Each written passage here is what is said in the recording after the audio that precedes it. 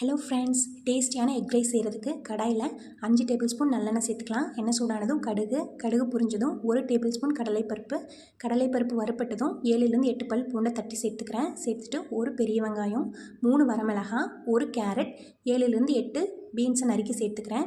அப்புறம் கொஞ்சமாக ஜீரகம், 1/2 ஸ்பூன் மஞ்சள் தூள், அப்புறம் கொஞ்சமாக கல்லுப்பு சேர்த்துட்டு எல்லாத்தையும் நல்லா எண்ணெயிலேயே நல்லா வதக்கிக்கலாம்.